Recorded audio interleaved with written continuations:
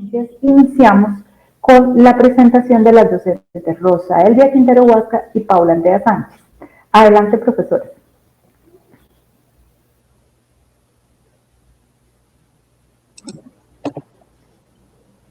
Bienvenida, profesora Rosa.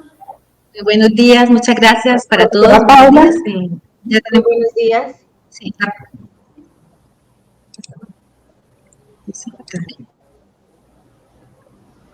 En este momento las estamos viendo. Adelante, Paula.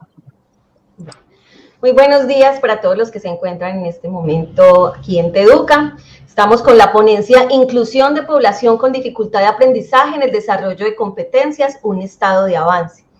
Tenemos aquí como ponentes a Rosa Elvia Quintero Huasca y Paula Andrea Sánchez Valencia. Bueno, esta ponencia sale del macroproyecto Inclusión de la población con dificultad de aprendizaje en el desarrollo de competencias, enfatizando factores etnográficos y metodológicos mediados por espacios inteligentes. Tenemos en este macroproyecto como la investigadora principal Irlesa Indira Sánchez Medina, como coinvestigadores Gloria Cecilia Ríos Muñoz, Rosa Elvia Quintero Huasca y Paula Andrea Sánchez Valencia. Bueno, tenemos acá grupo de investigadores ambientales y virtuales de aprendizaje y tecnología educativa en el grupo Grábate. Como coinvestigadores externos está Vladimir Villarreal Contreras de la Universidad de Santiago de Chile y Arturo Rodríguez García de la Universidad Tecnológica de Panamá. Tenemos aquí entonces el árbol del problema. Tenemos como problema central los estudiantes con dificultad de aprendizaje en instituciones de educación básica y media en Colombia. Tenemos las causas son la situación etnográfica, los espacios poco apropiados para el proceso de enseñanza-aprendizaje, escasez de metodología o modelos acordes al proceso de enseñanza-aprendizaje, dificultad en el proceso de enseñanza-aprendizaje no identificado por el docente, poca inversión en los elementos importantes para el proceso de enseñanza-aprendizaje. Estas causas generan unos efectos que son la deserción de los estudiantes, el escaso desarrollo de las competencias, desmotivación de parte del estudiante, pérdida del año y desconocimiento de los recursos que son importantes para este proceso. Aquí tenemos la pregunta de investigación y es: ¿cómo el factor etnográfico y metodológico durante el desarrollo de competencias en la población con dificultad de aprendizaje en espacios inteligentes contribuye a una inclusión social definitiva, sin limitación o restricción de acciones que mejoran en el proceso de enseñanza-aprendizaje? Enseñanza-aprendizaje. Como objetivo general, tenemos que es construir el modelo que permita la inclusión de población con problemas o barreras de aprendizaje para el desarrollo de competencias, enfatizando factores etnográficos y metodológicos mediados por espacios inteligentes en instituciones de educación básica y media en Colombia. Como objetivos específicos tenemos que, primero, identificamos los factores etnográficos y metodológicos, teniendo en cuenta el desarrollo de las competencias de esta población con problemas de aprendizaje en las diferentes instituciones de Colombia. Como segundo objetivo, diseñar un programa de formación que contenga espacios inteligentes y que vayan dirigidos a profesores que trabajen en este proceso. Como tercer objetivo, tenemos implementar el programa de formación en espacios inteligentes y la contribución a que los profesores realizan con la población. Y por último, es evaluar el programa de formación en espacios inteligentes, lo cual pues permite ese modelo de construcción de inclusión de la población con problemas de aprendizaje. Bueno, acá tenemos las bases teóricas. La base teórica acá, es el aprendizaje multimedia de Richard Meyer. Richard Meyer es un psicólogo educativo estadounidense, profesor de psicología de la Universidad de California de Santa Bárbara, quien ha realizado muy importantes aportes en las contribuciones de las teorías de la cognición, específicamente lo que tiene que ver con la resolución de problemas, a través del diseño multimedia que es para fines educativos. Él tiene en cuenta las teorías también de Gardner, las inteligencias múltiples, en donde el aprendizaje se adapta a las diferentes formas de aprender del estudiante, teniendo en cuenta las limitaciones o las barreras que se puedan presentar. Recibió un premio en la teoría del aprendizaje multimedia en el año 2000 y en el 2001 fue publicado el libro Multimedia. Entonces, aquí hay unas suposiciones fundamentales que se basan en que la mente humana tiene dos canales, dos de entrada que son las espaciales y visuales y otra que es la auditiva verbal. Además, que se tiene en cuenta que la mente humana no tiene la capacidad de un procesamiento ilimitado. Es decir, que no podemos darle toda la información al estudiante inmediatamente porque no la va a procesar.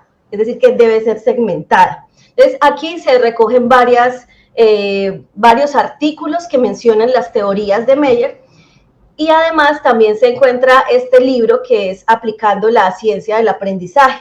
En este libro se trata pues de tres temas centrales, que es el aprendizaje, la enseñanza y la evaluación, y va dirigido principalmente a estas personas que buscan más un enfoque científico, que quieran ayudar a aprender.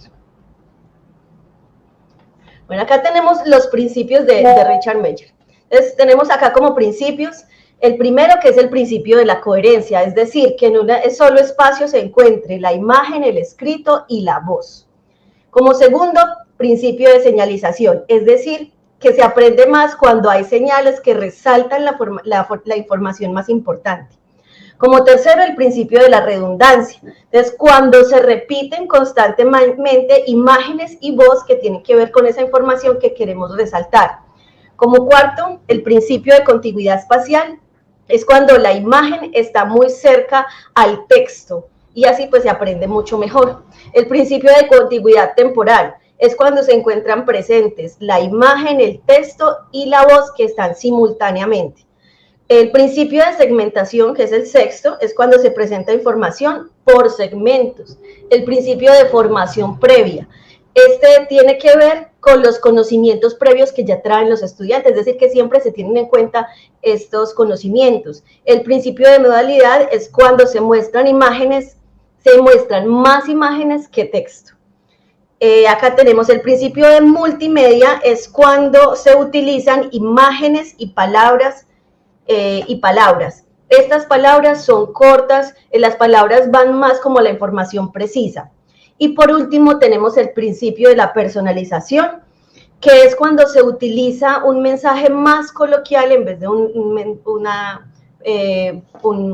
que sea mucho más formal. Tenemos acá también otra base teórica que es el aprendizaje aumentado. Aquí resaltamos estos dos artículos en donde mencionan las prácticas de aprendizaje que no van ligadas ni a un lugar ni a un horario, ¿sí? Es más que una base teórica, es una técnica que ayuda al estudiante a adaptarse al entorno y que el propósito de los aprendizajes es crear módulos en donde se complementa esa información que el profesor ya le está orientando. Bueno, además de eso se resalta también que pues se aleja a los estudiantes de la cultura de la memorización y más de la interiorización de los conocimientos. La idea es crear contenido educativo sensible que tenga que ver con el contexto y se presenta la cultura del aprendizaje personalizado continuo en donde se enfoca más a las áreas específicas.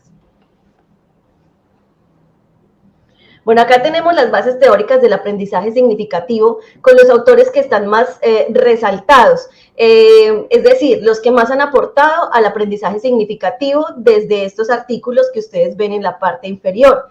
Tenemos entonces desde el aprendizaje significativo de Ausubel, en donde el aprendizaje es donde el estudiante asocia la información con la nueva que ya posee y se reajusta. Es decir, que se reconstruye ambas informaciones y se crea un proceso.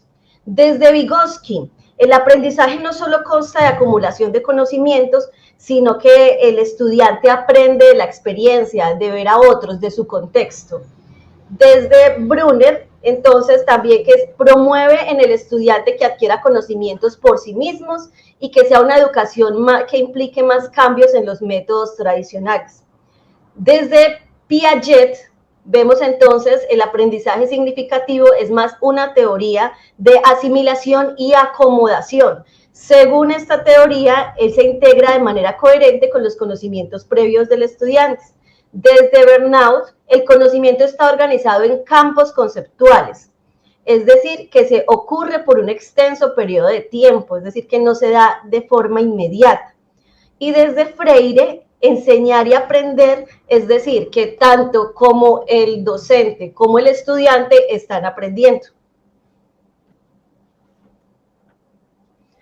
Bueno, acá entonces tenemos la metodología que se utilizó en el macroproyecto, que fue esta metodología de investigación, fue un enfoque mixto, es decir, que se utilizando tanto instrumentos cualitativos como cuantitativos. En población y la muestra fueron instituciones de educación básica y media en Colombia. Las variables de investigación fueron modelo de inclusión, demografía, etnografía, dificultad de aprendizaje, metodología activa, espacio inteligente, y las técnicas de recolección fueron a través de mural, instrumento diagnóstico, portafolio, entrevistas, formato de registro y protocolo de observación y encuestas. Bueno, muchas gracias, Paula. Continuando entonces con la presentación de este avance, de esta investigación de inclusión de población con dificultad, queremos compartir algunos de los resultados que tenemos hasta el momento a partir del análisis de la información que hemos recabado en este ejercicio.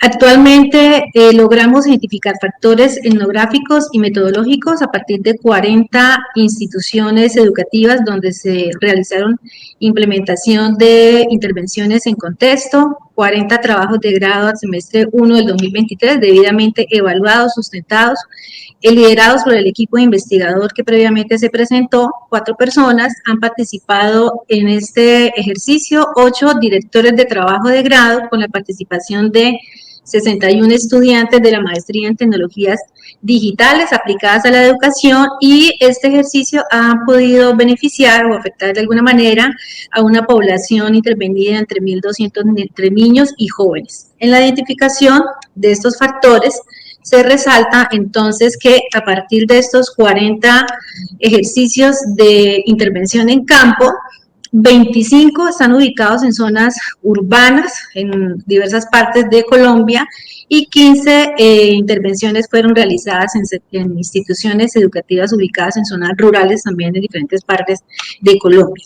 En cuanto a la identificación de las barreras más recurrentes y que se abordaron a partir de la investigación, tenemos que la más frecuente en las instituciones educativas, 15 en total, tiene que ver con el trastorno de déficit de atención e hiperactividad, jóvenes y niños que están de alguna manera diagnosticados o están caracterizados por este tipo de dificultad.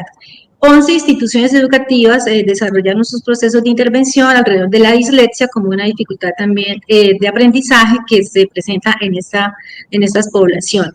Otras barreras de aprendizaje que hemos intervenido, 5 instituciones con discapacidad intelectual, 3 con dificultades de aprendizaje en la escritura, lo que conocemos como la disgrafía, 2 instituciones con discapacidad de la memoria y del procesamiento auditivo, 2 instituciones más que trabajaron en atención dispersa y 2 más con disfasia. Este gráfico nos muestra que efectivamente en Colombia y en las diversas instituciones, sean rurales o urbanas, este tipo de dificultades están presentes y los profesores que están haciendo este tipo de intervenciones, nuestros estudiantes de maestría cada vez son más conscientes que hay que abordarlas y hay que generar estrategias que permitan no solamente abordar sus bajos desempeños en áreas de conocimiento, sino tener en cuenta este factor relacionado con estas dificultades que pues padecen nuestros niños y nuestros jóvenes. En cuanto a las áreas de conocimiento que estas intervenciones se han abordado, la mayor parte de intervenciones se enfocaron en fortalecer lo que son competencias en lengua castellana y competencias en matemáticas. Otras en menos, digamos, en menos número de participaciones, tenemos el inglés, ciencias naturales y ciencias sociales. Esta estadística nos indica que efectivamente vamos en coherencia con las dificultades y con las necesidades que, como en los territorios que miramos, se sigue haciendo muy necesario que la lengua castellana y las matemáticas se fortalezcan cada vez más y que efectivamente las dificultades de aprendizaje que hemos identificado de alguna manera influyan en estos bajos desempeños. Por lo tanto, es importante generar estrategias que permitan abordarlas de forma efectiva. En cuanto a las poblaciones que hemos trabajado a partir de estas 40 trabajos de grado que se resuelven en 40 instituciones educativas, contamos con que 20 instituciones se caracterizaron por tener población vulnerable, ubicada en contextos rurales y urbanos, pero que se caracterizaban por tener una sentida pobreza, es decir, familias muy pobres, familias disfuncionales, poblaciones con conflictos sociales, víctimas de desplazamiento, migrantes.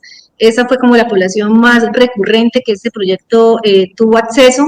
En otro número un poco menor, pero no desconsiderado, 12 poblaciones o 12 instituciones con población ubicada en contextos urbanos que presentaban ciertas condiciones aceptables para hacer procesos de intervención mucho más efectivos, dadas las infraestructuras y los accesos a recursos. 5 instituciones muy valiosas también para nosotros.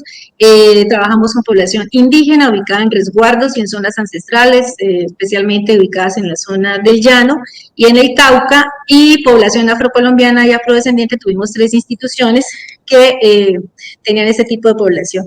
¿Qué nos indica este resultado? Que efectivamente estos son los factores etnográficos que, sumados a las dificultades de aprendizaje que los niños y jóvenes presentan, pues en un proceso de investigación se deben tener en cuenta y en consideración para realmente generar estrategias que sean inclusivas desde considerar la dificultad de aprendizaje y su factor etnográfico a partir de la demografía donde se está ubicando. Como producto de este ejercicio hemos generado algunos programas de formación, tanto para los estudiantes de forma interna. Hicimos un programa que se llama Espacios Inteligentes en la Educación Inclusiva, que básicamente trataba 3 componentes especiales: la educación exclusiva, teniendo en cuenta el factor etnográfico en el ámbito educativo; los espacios inteligentes, donde tuvimos la oportunidad de dar a conocer la norma NTC 4595, que nos permite planear y diseñar instalaciones y ambientes escolares seguros, inclusivos, y las metodologías activas que nos permiten poder incorporar herramientas digitales y tecnología para poder abordar dificultades de aprendizaje de una mejor manera. Los asistentes fueron estudiantes de maestría vinculados a este proyecto, 2 directores de trabajo de grado, invitados externos de otras áreas, y tuvimos la participación de expertos nacionales e internacionales. Producto de este ejercicio, hemos desarrollado un diplomado que se llama Inclusión de Población con Dificultad de Aprendizaje en Espacios Inteligentes, ya dirigido para el público externo, a profesionales y profesores que deseen vincularse a procesos de educación inclusiva. Está enmarcado en 3 módulos que tienen como propósito en general poder fortalecer las prácticas educativas a partir del diseño de estrategias inclusivas, utilizando los espacios inteligentes, las metodologías activas y, lógicamente, teniendo una conceptualización y apropiación de lo que implica la educación inclusiva en la educación. También les queremos contar que dentro de los resultados en las estrategias que incorporaron tecnología educativa, en estas 40 instituciones, pudimos notar que los estudiantes de maestría, a partir de estas herramientas y de la posibilidad de atender las dificultades de aprendizaje, teniendo en cuenta el contexto de estos estudiantes, se incorporaban tecnologías de acceso libre. Algunas están aquí puestas los logos, como EducaPlay, Detective, Glide, Quizzes, herramientas de libre acceso, de fácil utilización y que permitieron articularse adecuadamente para atender el tema de la competencia, el bajo desempeño y también el tema de la dificultad de aprendizaje de la población intervenida. Bueno, como conclusiones les queremos compartir que,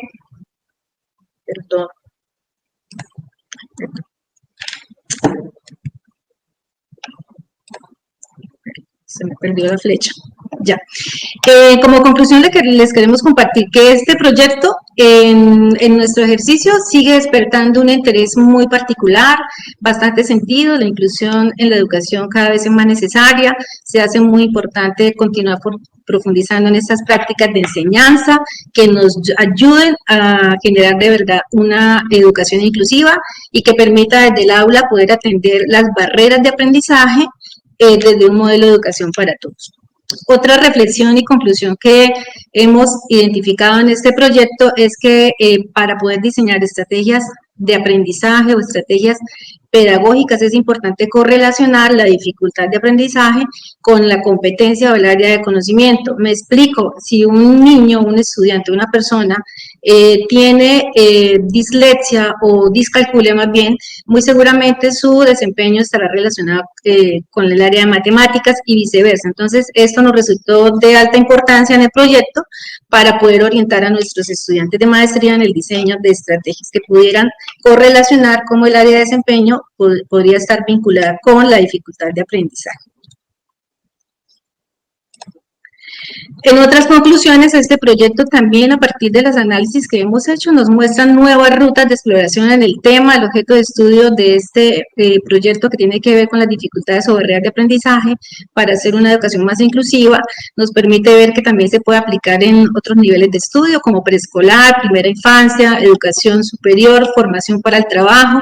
También nos permite visualizar otros escenarios y otros impactos en temas de inclusión y de permanencia estudiantil, sabiendo que en la medida que podamos entender cómo esto afecta la permanencia de un estudiante y su éxito académico y su logro de graduación, podemos generar allí impactos interesantes. También pudimos encontrar y reflexionar acerca del uso de la inteligencia artificial para potenciar las estrategias de enseñanza, teniendo en cuenta que los recursos educativos para poblaciones que tienen este tipo de dificultades deberían ser o deben ser inclusivos, es decir, mostrar información de diferente forma, de las diferentes formas de representar contenidos y que sean recursos más diversos y más inclusivos. En este sentido, la inteligencia artificial ha venido avanzando en proporcionar herramientas que permiten la generación de este tipo de recursos.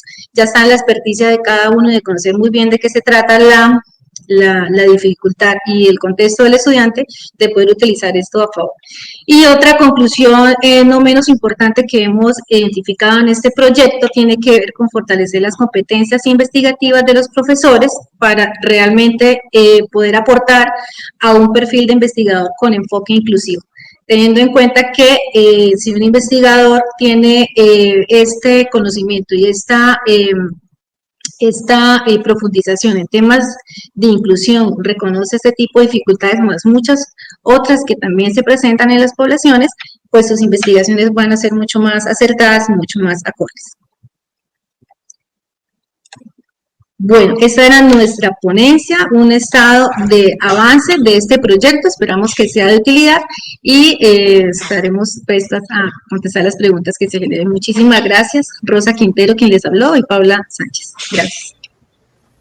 Muchas gracias, profesora Rosa, profesora Paula, gracias por esta interesante presentación tan pertinente con el tema de inclusión en la educación.